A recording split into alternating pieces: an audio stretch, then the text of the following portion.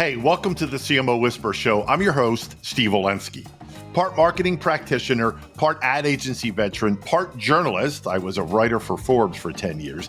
I've had so many insightful conversations over the years with business leaders, to athletes, to celebrities, to, of course, CMOs. The only difference now is instead of sharing those insights through written form, I'm doing it this way. My guest today is Jawad Bisbis. After starting his marketing career at Procter Gamble, Jawad has held senior roles at 7-Eleven, Focus Brands, Coca Cola, and Luxottica, right up to his current role as Global VP of Marketing at Ball Corporation. He holds a master's degree from KEDGE Business School in France and is fluent in Arabic and French. And when he's not working, he enjoys watching soccer, playing tennis, and mentoring college students and early youth in underserved communities. Jawad, it is so great to have you on my show. Welcome. Thanks, Steve, for having me. It's a pleasure. Absolutely. So before we jump in and everybody hears your brilliance, how we met, I have to tell this quick story. So we were both at the ANA Masters, which is now a few weeks ago at the time of this taping in Orlando. And Steve being Steve, and if you know me and have met me, I'm not the most graceful person in the world. And Jawad and I struck up a conversation, and I don't remember what exactly happened, but let's just say it ended up with Jawad or I or somebody spilling wine over Jawad's shirt. And you were such a good sport about it. I felt so bad. I'm shocked you didn't walk away and didn't want to talk to me and get a restraining order against me, but I'm glad you did. Listen, I barely remember it, so we're good.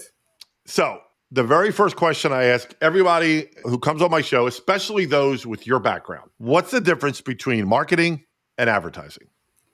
Oh, wow. Yeah, that's, takes me back to college. But no, I mean, advertising is just like if you look at the iceberg, it's like that tip of the iceberg. That's what people see. That's what consumers see. That's what your friends see. And probably that's where the confusion is. But marketing is the iceberg.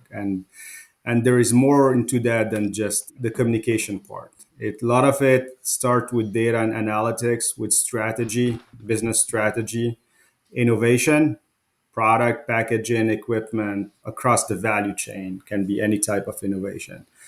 And then when you do all that and you have a product, a brand, that's where communication or let's say advertising can play a role. There's no wrong answer, and I love the visual for simple people like me, so I get it. So thank you.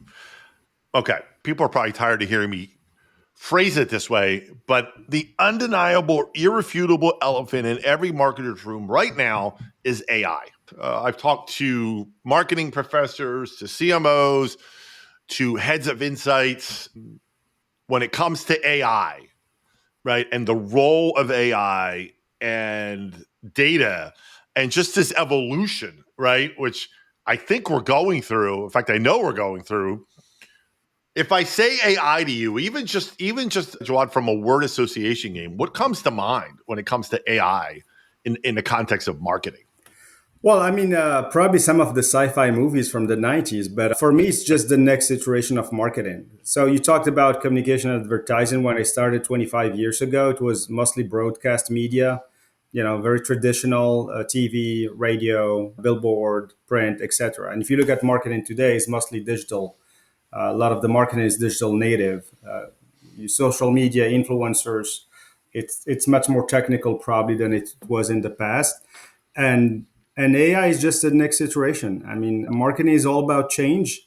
It's positive change. It's change that will help the functions, that will help the business. And we need to be leading that. A few years ago, it was big data, machine learning. So that's just the next iteration of it. Some of them are macro trends. And I think AI is one of those, just like machine learning and big data. Some of them were probably fads, like NFTs and blockchain and crypto. Even the metaverse, we don't know yet. It's still very experimental. So I think AI is going to help a lot marketers get much more efficient in their work, faster, just iterate faster and iterate a lot and be able to pivot because you have all this power that you can use to mine all the data that is available and there is a ton of data available, and try to make sense of it, which a human cannot do, or you probably need thousands of people to do it at that same speed.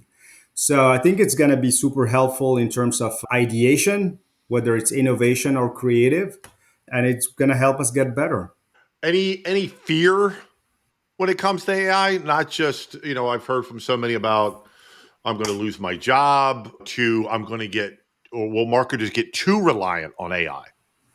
Well, I mean, everything that is new, obviously, there is two reaction. One is excitement, and the other one is fear. Those are two natural human reactions. So I understand the fear part. I'm more keen and leaning more on the excitement part.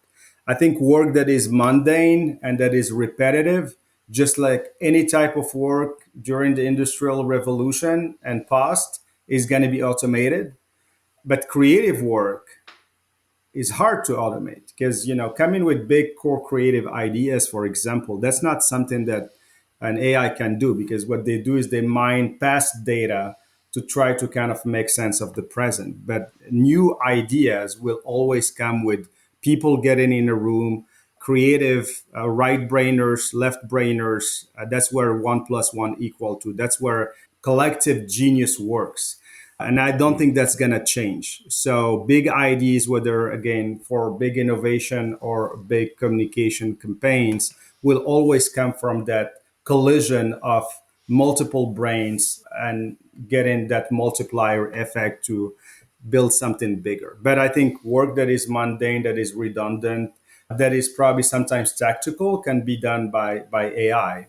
And so that the people can work on things that matter, like the big transformation that matter. So Hmm. it's just going to change the scope of work of some functions within marketing. I don't think it's going to replace people. So I don't see, that fear becoming the reality. Yeah, I don't either, and I'm on record saying that. But by the same token, I know and I can appreciate some reluctance or fear, apprehension, right? And it's human nature to fear the unknown. Yeah. Since the old ages, we fear the dark. That's why we invented the fire, and that's not going to Yeah. change. Yep. Not much has changed since those days. You're right. That's a great point. One of the questions that I get asked, and I get people asking for my help in explaining the role of marketing within an organization when it comes to growth. Okay. And not just driving growth, but being able to show the ROI of marketing, right? And on one hand, it kind of, we're approaching the end of 2023 and we still have people who still don't understand marketing. And I guess we have to accept that fact. It is what it is. But I want to get your thoughts on the role of a CMO in driving growth within a company, and then how do you validate that? Because then what that does is it gives the CMO that credibility within the C-suite, right? And then hopefully, I'll go way ahead of myself. Hopefully, we'll begin to see that average tenure of CMOs grow, because we all know CMOs have historically had the shortest tenure in the C-suite. So I didn't mean to hit you with a bunch there, but talk a little bit about the role of the CMO in driving growth within a given company. Well, the role of the CMO, along with the chief commercial officer or the commercial function, is to drive top line growth, just like the role of the CFO is to drive bottom line growth.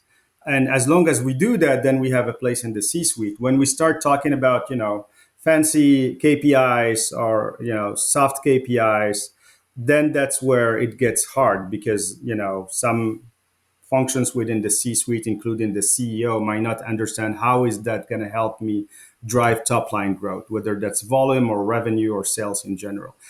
And yeah, we saw it the ANA when McKinsey shared their study that the relationship between the CEO and the CMO is not at its best, because there is this miscommunication, misunderstanding about what marketing does. Is it a cost center or is it a revenue center? And as long as we are seen as a cost center, then it's hard to have a place in the suite.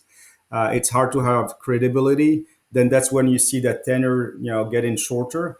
But if you go there with the revenue story, with the revenue growth story, then you get more credibility. So I think it's our role to do that. And you see today you have roles like chief growth officer, which kind of include both marketing and sometimes commercial, innovation, strategy, and insight. Because every enterprise is trying to justify why are we investing so much and what are we getting out of it. You see the increase of performance marketing. Everybody's talking about performance marketing versus like brand marketing or equity building, or in a position to kind of equity building marketing, because you can get much clearer KPIs with performance marketing. One example, if you do invest in SEO, SEM, in digital, and one of the key KPIs that is easy to track is ROAS, or return on advertising spend. So if you're able to say, okay, I spend $1, I get 4 or 5 out of it, and that's a profitable revenue generator. So that's one KPI that is easy to explain to someone in the C-suite by saying our ROAS is above 5, and we know if it gets to 5, 6, 7, then it's a profitable business, and we should invest more. And this is the data. So we need more of those data when it comes to other type of media channels that are simple to understand for other functions beyond, again, the equity metrics, like, does the brand engagement or whatever that metrics is, could be brand awareness, etc. So we need metrics that people can say, hey, this is driving. Velocity, for instance, is a great one. You go to retail, you look at the retail audit, and you see retail velocity for your product by SKU, and you can say, okay, this promotion drove an increase of 2x or 3x in velocity. So it's profitable. So there are metrics that can be easily understood and that are clearly tied to sales and growth. And some are still kind of soft. And I think we need to get better at explaining the role of those metrics in driving ultimately sales and growth.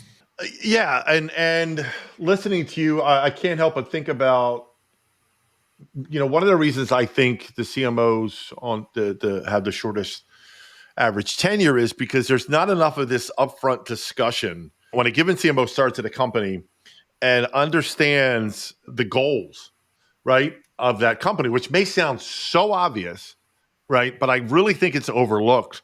When company X wants to hire CMO, the mistake some companies make is they don't consider what kind of CMO they need: purpose driven, performance driven, brand awareness, and things like that. And then the CMO doesn't ask the questions: what do you want? What are you looking to get out of marketing? And then that's when you start off with that disconnect, then the foundation's not solid in the first place. Yeah. Yeah, I would say it's easier if the CEO has been through, a marketing. So if you talked about Coke and P&G, and a lot of the GMs to the level of CEO, especially at P&G, come from a marketing background, because marketing is at the core of the function of the enterprise. So CEOs tend to understand the role of marketing. I mean, Mark Pritchard has been a CMO for 15 plus years. There is a reason for that. And that's an exception, not the rule. But I think it's because CEOs understand that, it's not a magic wand. Like, you're not going to invest in people and budget and voila, growth is going to happen overnight. It takes time to build the brand, to build engagement with consumers, to build a strong proposition that will eventually lead to sales and growth. And I think a lot of CEOs that come from a probably finance background or commercial background tend to think, hey, we gave you all these resources. Where's the growth? Show me the results. And they get impatient after year 2 and year 3 when it's probably not what they expected. So I think that's where the disconnect is. You got to be clear from day one. This is going to take time. If you're serious about it, especially if you are coming to revive a brand or launch a new brand, it's going to take a couple of 2-3 years probably to get it up to scale and make it successful. And you need initially to have a very robust understanding and conversation about that. It's just like with CapEx. I mean, you invest in CapEx, you don't get an ROI over a couple of years. It's 4 or 5 years to get a return on investment, to break even, to become profitable. And it's the same with marketing. It takes time. And you need that patience and you need resilience. But I think you also need to show small wins along the way to build credibility that the trend is going to the right direction. Over communicate with all functions, not only the C suite, but across the board to build that credibility and bring people along. The earlier you involve everyone, not just the commercial function, but all stakeholders, the better people will understand the journey and they will feel part of it and they will feel also ownership and they will want to go with you and support you. But when you work in silo and you just say, hey, they don't understand, then obviously people will not support you when you need it. Yeah. And as I jokingly say, there's a reason the word silo is a 4-letter word. Yeah. It is the death knell for any company, right? That's for sure. I know one type of marketing that you're very passionate about is purpose-driven marketing.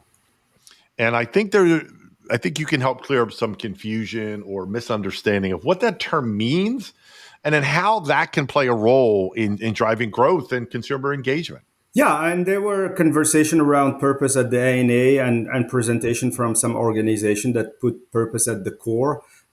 Again, not every product or brand can have a purpose, and I believe like the new CEO of Unilever came out and said we cannot force purpose on brand. So some brand may have a real purpose. It needs to be authentic. You cannot just make it up. Some brand may not, and you got to start with that. That not every brand has a higher purpose or has a substance or has a positive role to play in the world. And then understand for those who may have a purpose, what is that role, and how can you make it part of the core proposition. So when you look at, for instance, the ball and sustainability and recycling, that's part of the core of the proposition of the organization. They make billions of recyclable cans every year that are helping to replace plastic, that are better, more recyclable, more sustainable. So it's easier then to put purpose and growth together because that's kind of the core proposition of the organization. And if you look at the aluminum cup, which is kind of the latest venture, that's the same idea was, okay, there's billions of plastic cup, think solo type of cup, disposable plastic cup that gets used in the US every year. Most of them end up in landfills or get incinerated. They don't get recycled.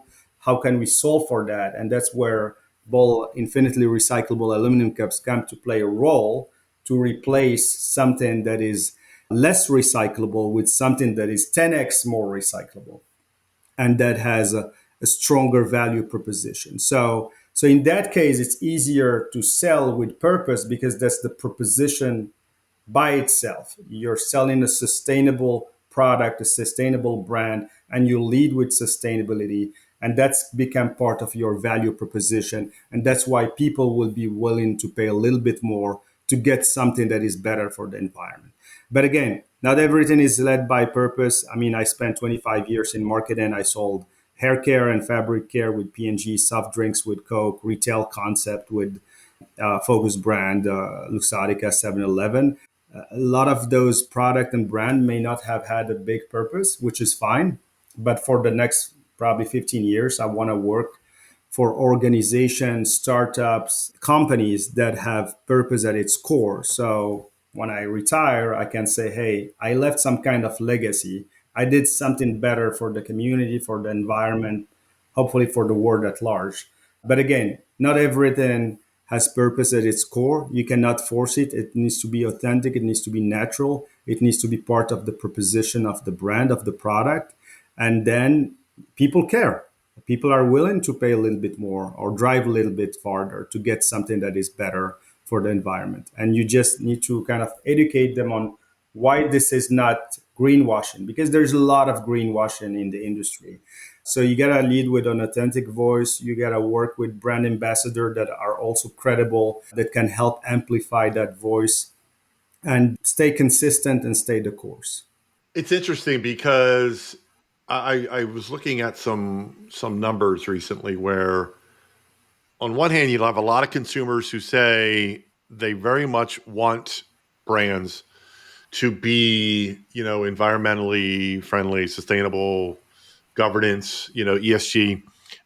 Yet the number of brands who promote, and that's a kind of an ugly word, but use that part of their overall message is very low when it comes to advertising. And I think you tell me, I get the impression that a lot of brands are leery of saying, look at us, look how great you are, even though you're doing great things, for fear of how the consumer is going to react. Well, I mean, just having a sustainable product only is not gonna cut it. Like the product needs to have either a functional benefit that is valuable for consumers, or brand voice that makes consumers want to buy into the product. For me, the perfect proposition for that is liquid death. So I remember I was at 7-Eleven. I was doing some store visit. I see this brand because 7-Eleven was one of the first one to put it in their stores, and I thought it was an energy drink. At best maybe edgy beer brand. And then I look at it, it's like water. It's like, oh, that is weird. Like, why would you put water in something that looked like an energy drink? And you look at their proposition, it's very simple. It's dead to plastic, dead to thirst. But they make it edgy, they make it exciting, they make it fun. So they're not talking about, oh, plastic is bad, we are better. So like that internal talk. They're putting it in a way that consumers get it, that consumers can say, okay, I'm doing something better. I'm using something better than plastic, for example. And by the way, I like the brand because it has a voice, it connects with me. So that's a great example on how you take sustainability, embed it in the proposition, but also have a brand voice that engage with the consumer, that make your brand stand out in a sea of sameness, because you have a lot of brands out there. But it's also rooted in a deep consumer insight, which is that a lot of people, when they are especially in social environment, whether a concert or with friends, don't want to have an energy drink because it has artificial ingredient, or maybe don't want to drink an alcoholic beer because they want to reduce that. And this helped them stay kind of connected, be cool in some way, and be part of the group without the drawbacks or without the negatives. So it still like looks cool. It still kind of puts me part of that gang of my group, but I don't have to pretend I like energy drink or I like beer to be part of that. And I remember there was a podcast with their founders, and he said that idea came when he was on the agency side back in the 90s. He loves metal and hard rock, and he used to go backstage in these concerts, and Monster or Red Bull were the sponsors. But the bands, although they had a Red Bull or Monster can because they had to, given the sponsorship, what was inside was just water. So, because a lot of those rock bands, especially as they get older, they don't want to drink something that is bad for them. And it was kind of mind opening for him that, this is what they drink. They're just drinking water in a can. And that's where the idea was born. And it took some time to bring it to life. And now it's a business in 3 years that exceeded $100 million revenue a year, valued at more than $700 million, probably $1 billion brand soon. But that's a great way of embed sustainability in a category which is water, where there's a ton of plastic, but do it with a voice that is unique, that makes you stand out, and that makes people want to be part of your community. Yeah, look, Liquid Death is going to be a case study for years and years and years for many reasons. Yeah. It's just brilliant. I want to talk a little bit about something I heard. You mentioned the ANA. And I don't know if you were in this breakout session, and I wish I could remember who brought it up. But they were talking about this findings where they surveyed marketers and they surveyed consumers. And it was basically to show the enormous gap between what marketers think consumers want and what consumers actually want. And it's always blown my mind when marketers sit down in a room and start to strategize and think they know what their consumers want instead of just asking them. Like, I don't get it. And this gap was massive between what marketers think consumers want and consumers want. Why is that still happening? Well, I mean, I don't have a probably a definite answer, but I do have a point of view. I mean, when I started at P&G, we used to do a lot of focus group, in-home visit, shop along, where we meet real consumers. We're talking with real consumers, but with technology, you get access to so much data that is automated, that is done by third parties, that crunch all those data for you, and you think you know consumers based on those reports. And I like, one of the values of 7-Eleven, they always say we're customer obsessed, and customer meaning their shoppers. And I was like, what does that mean? Like, is that just one of the values that is sitting on the wall? But the reality is that they mean it, because you have to go and visit stores at least once a month. It's not a big number, but the reality is that I don't know whether marketers do that as often on a consistent basis as probably it was when I started 20, 25 years ago, because you get access to all this data, because it's always kind of priority number 10. Like, it should be priority number one. Like, you should spend more time, as much time with your outside, at least, with shoppers, with customers, meaning retailers, with consumers, as you do in office, trying to crunch all those data or come up with the next big idea, or drive, innovation or transformation. And this one is for me just simple. Just go and talk to customers, talk to consumers, visit stores, and get your own point of view. Your gut might tell you something different than the data, and the reality is that the more experience you have, the gut becomes more important, because that's basically not just judgment, that's experience plus, emotions together, giving you a point of view on what makes sense. I don't think, for example, going back to Liquid, that they test any of their ads. They're just going with their guts. It makes sense. It's on brand. Let's go for it. If it works, perfect. If it doesn't work, we can pull it out. And sometimes you got to run with that gut and stop just looking at all the data and make decision based on the data. It's called data paralysis. Like, you got to take some risk, you got to be bold. Yep. Always say in marketing, you have this 70-20-10 rule. 70% you do what you know works, 20 you experiment, and 10 you kind of you go crazy with some stuff that may be out there, may not work, but if it works, then it may become the 20, or that may become the 70. So yeah, I agree. I mean, we're not the Gen Zers, you and me. We're probably not Yeah. millennials, and that's the core of our consumers, depending on which category you're in. And you cannot just say, I know those people, I know those segments. You gotta spend time with them. Make sure that part of It's your team is in that generation as well. And talk as many stakeholders, talk as many people. Be vulnerable, because you don't have all the answers. Be able to kind of challenge your own beliefs and be flexible. it's interesting as you're saying this too. I'm going to loop it back around. I could absolutely see a scenario where AI, that some marketers replace their gut and their instincts and what consumers are telling them, what the data is telling them through an AI program. Yeah. I mean, for me, the best analogy is social relationships today. And I see it with my kids. Like, in my generation, you go out, you meet people, you go for uh, I played soccer outside, and you just meet with the neighbors. In this generation, they're all on social media. They probably, unless they are at school, they hardly meet anyone, because everything is kind of done through a screen. And it's easy, but it's not going to change a social relationship. And I think that's dangerous, because you're building a generation of people that's going to face loneliness, that they're going to have hard time socializing with real people. And going back to the conversation we had on marketing and automation and AI, you want to still have that real relationship with your customers and consumers. Meet as many as you can, versus Mm, relying on the screens, relying on the data, relying on the automation to do it for you. It's just lazy. hmm That's the word. That is the word. Thank you for saying it.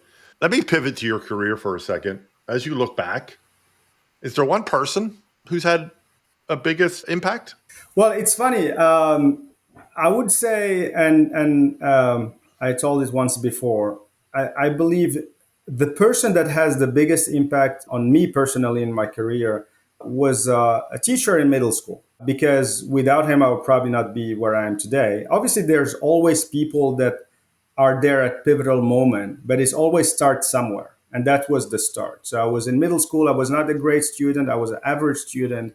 My mom was a teacher. They were friends, and he saw that wasn't I was not doing great. And he talked to her, and he said I can put him in this class where we're putting some of our best people, our best student, and I see he has potential, but he's not living to that potential. And by change, just making that simple change from the class I was in to a different class and being challenged by super smart people and having to catch up because they've been together since I think I joined like in ninth grade. They've been together since sixth grade. So that put me on a different trajectory because I had really to stretch myself, to work harder, to work more than anyone else, to catch up, and then eventually to be as good as some of those brilliant minds. And that what brought me, to go to college outside of Morocco and have then a career with P&G.